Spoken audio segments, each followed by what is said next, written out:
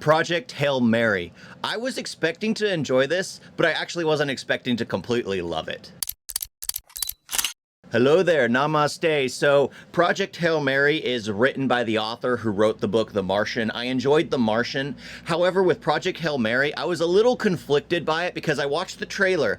And in the first trailer, it feels like a man trying to figure out how he got where he is. Why is he in space? What is he supposed to be doing? And we do get that. And so I was thinking, you know what, maybe it's going to be split into two parts. The first part will be him figuring out how he got there. And then the second will be, because when the second trailer came out, I'm like, wait a minute, this turned into a buddy comedy with an alien. But it turns out that there are like two stories going on simultaneously. He's trying to save the galaxy, almost, and then the origin story of how he got there. And throughout the entire thing, I was thinking it was going to go a different route because they're trying to seed something for what leads him to be out there. I was expecting one of two things, and of course one of them was right, but still, I wasn't expecting them to actually go that route because it was like mind-blowing. It's just like, oh my gosh, if I was in that situation, I'd be like, F it. F it. But I love the character Ryan Gosling portrays. He's really someone who's a hero, but not a hero. And that seems to be doing very well in literature, those who have been reading a lot recently. There are those people who become heroes, but don't have the mentality for being a hero. They don't go into it wanting to do something. They just see the right thing, or they're hoisted a burden to bear, and they literally have to carry it. This is one of those things I went into without reading the book first. So I'm curious as to how the other two people on the mission passed away, because Ryan Gosling wakes up, great, his character's name is Grace, and the other two are deceased. They died in their sleep. They don't explain it at any point in time. Maybe there's a post-credit scene. I don't know. I needed to go to the restroom. I walked out. Or maybe it's in the book, because that was one thing that kept bothering me. It's just like, what happened to them?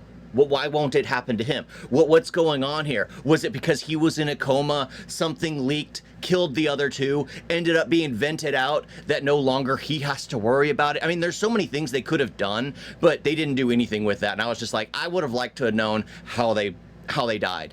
The character, Rocky, I gotta say, I enjoy it because you get a lot of heart from this story. Someone who doesn't understand like the biology of humans, but the fact that they can still find common ground, still be basically decent to one another. They know that they're both there for the same quest. He had a ship full of like 26 other of his own species, just like Ryan Gosling was in a ship filled with two others of his own species, and all the rest passed away. One species has no concept of certain kinds of dynamics in science because they went to science a completely different route. And I gotta say, I absolutely love that because yes, the world would be a different place if we went about things different ways. If our biology wasn't the way it was, we would do things differently. If we were rocks, we would have a completely different understanding and feeling towards life. And there are incredibly heartfelt moments, like incredibly tear-jerking,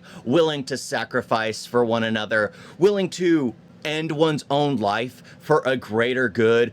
There's so many aspects in it that are just like, they feel like they come out of nowhere, but they're so well integrated in the story that you can literally see the character changing, because it's like, what else do I have to do? The way he misleads Rocky the entire time, and when it finally comes to a head, what they have to do, the fact that we get an entire Arrival movie in a matter of 20 minutes. And I'm gonna be honest, I hated that film. Apparently it was award-winning, very acclaimed. I hated the film Arrival. You consolidate it into a matter of 20 minutes as Ryan Gosling is trying to create a language for a species that is well, doesn't even have a human biology or any sort of blood. It's a stone creature. It's a stone life form. Far better, far more enjoyable. The fact that you have Rocky kind of miming everything to him, because it's just like Grace is a complete idiot. They both see completely differently. It is amazing, especially when they go into Rocky's perspective, how he literally can see through almost anything, just the way their vision works. And I gotta say, my favorite piece of dialogue in this film, it's funny being in a relationship and watching films. You just have a different perspective towards things. Like, I'm pretty sure beforehand I would have been like, oh, that's cute. But the second Rocky says this piece of dialogue, and everyone who's seen it probably knows exactly what I'm talking about. The second he said that piece of dialogue about his partner, I just wanted to give my wife a massive hug, because it's like, yeah, you that is how you feel. There is never enough. You absolutely feel that way. But I gotta say, this film really resonates with me, because one thing I really don't like is how people try to see differences for no apparent reason. And here you have completely different species. One's not even blood flowing through its veins, and they can still find common ground. They can still become best friends.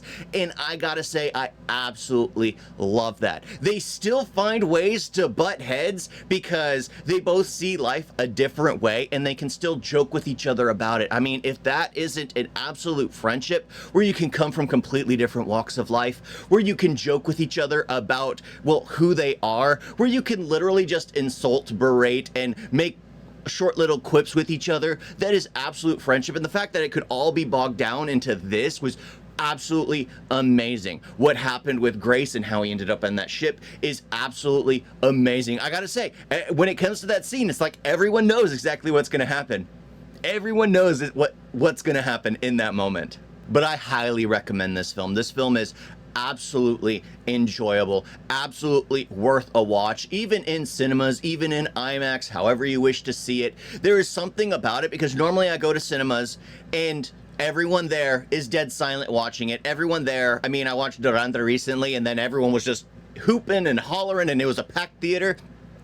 Hail Mary, Project Hail Mary, was almost empty. There's probably 8 people in total there. Everyone was still laughing. Everyone was still having a good time, because guess what? The film was just that good.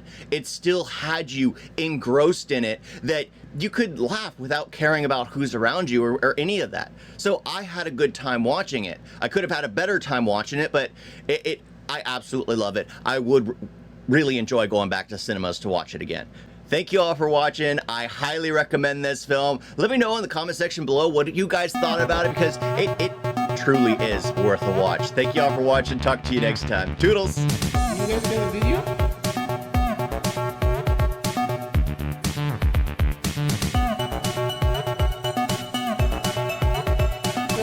So bad. And don't forget to like and subscribe. Wait, wait,